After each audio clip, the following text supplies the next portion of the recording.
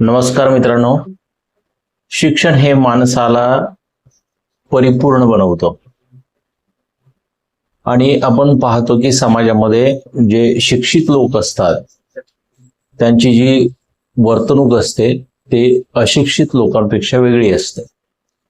शिक्षणामुळे काय होतं तर माणसामध्ये मॅच्युरिटी येते.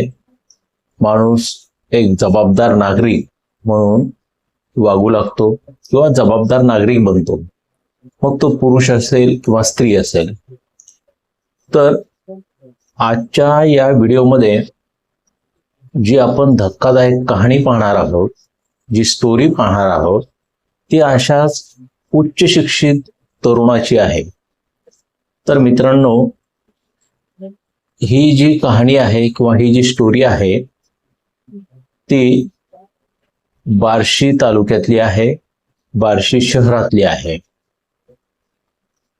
बार्शी परांडा रस्त्यावरती भर दिवसा एक तरुण त्या तरुणीच्या गळ्यावरती चाकूने वार करतो.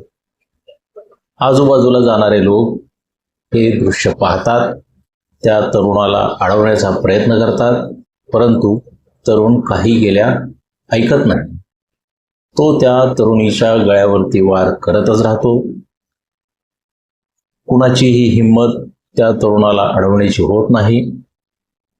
तरुणी कोसळते, रक्ताच्या थारोळ्यात ती खाली पडते आणि जागच्या जागी ती गतप्राण होते.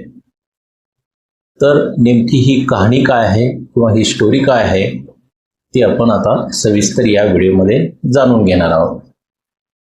तर मित्रांनो, याच्यातला जो तरुण आहे त्याचं नाव आहे ऋषिकेश पाटील आणि जी तरुणी आहे तिचं नाव आहे धनश्री पाटील. ऋषिकेश पाटील हा सुद्धा एक उच्च शिक्षित अधिकारी आहे आणि धनश्री पाटील ही एक उच्च शिक्षित तरुणी आहे. ही एका बँकेमध्ये अधिकारी होती. काही वर्षांपूर्वी ह्या दोघांचं प्रेम होतं.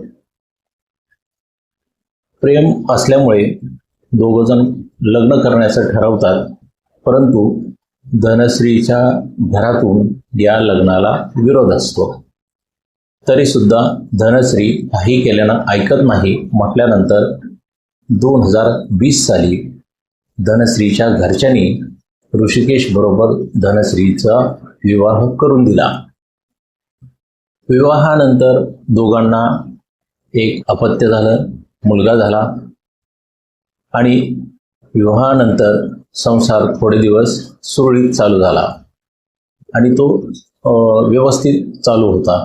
परंतु कालांतरानं काही महिन्यानंतर ऋषिकेशला दारूचं व्यसन लागलं आणि त्या दारूच्या व्यसनापायी ऋषिकेश हा अतिशय विकृत बनला. दारूच्या व्यसनाबरोबरच ऋषिकेश हा धनश्रीवरती कायम संशय घेत राहिला आणि या संशयाच्या वादळातून त्या दोघांमध्ये वारंवार किरकोळ वाद होत राहायचे. परंतु ते वाद जे आहेत ते किरकोळ स्वरूपाचे असायचे आणि किरकोळ स्वरूपाचे वाद असल्यामुळे ते तेव्हाच मिटले जायचे.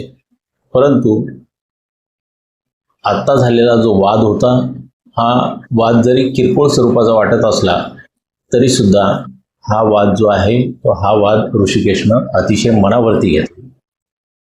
तो बार्शी परांडा रोडवरती एक हॉटेल आहे, प्रवीण हॉटेल, त्या हॉटेलच्या जवळ जाऊन तो उभा राहिला. धनश्री काही कामानिमित्त त्या रोडवरून जाणार होती याची माहिती त्याला होती.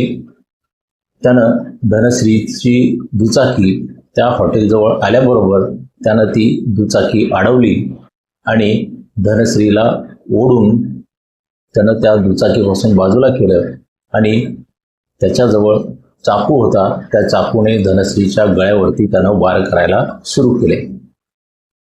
बघता बघता धनश्री पूर्ण रक्तानं माखली. येणारे जाणारे लोक हा प्रकार पाहू लागले. लोक आश्चर्यकारक होऊन पाहू लागले लोक त्याला थांबवण्याचा प्रयत्न करत होते, परंतु तो त्याच वेळेला चाकू घेऊन लोकांच्या अंगावरती धावून जात होता. त्यामुळे कुणाची हिंमत त्याला अडवण्याची झाली नाही आणि बघता बघता त्यानं धनश्रीचा गळा चाकून चिरला आणि धनश्री रस्त्यावरतीच पडली रक्ताच्या फरोळ्यामध्ये आणि ती गतप्राण झाली. तर मित्रांनो, या ऋषिकेश आणि धनश्रीला एक मुलगाही आहे. आता हा मुलगा जो आहे तो आईच्या प्रेमाला मुकलेला आहे. तो आता आईच्या बाबतीमध्ये एक प्रकारे अनाथ झाला.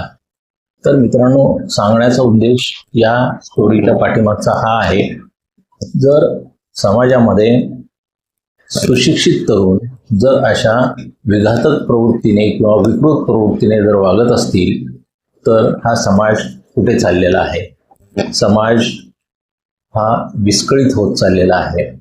तर याबद्दल तुम्हाला काय वाटतं ती तुमची कमेंट बॉक्समध्ये जरूर नोंदवा.